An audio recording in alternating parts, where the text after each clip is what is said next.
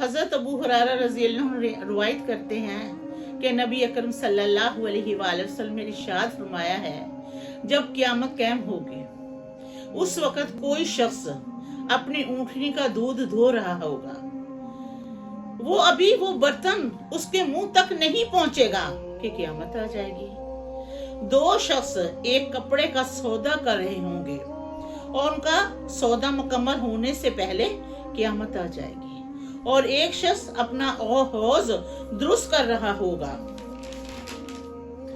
दुरुस्त करने से फारग होने से पहले ही क़यामत आ जाएगी। हजरत अबू हुरैरा रज़ी अल्लाह अन्हु रिवायत करते हैं, नबी अकरम सल्लल्लाहु अलैहि वसल्लम ने इरशाद फरमाया है, 2 मर्तबा सूर फूका जाएगा, दरमियान 40 का वक्फा होगा।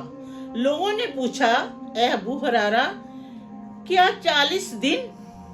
हजरत अबू हुरैरा ने जवाब दिया, मैं कुछ कह नहीं सकता। लोगों ने पूछा, क्या 40 महीने? हजरत अबू हुरैरा ने जवाब दिया, मैं कुछ कह नहीं सकता। लोगों ने पूछा, क्या 40 साल?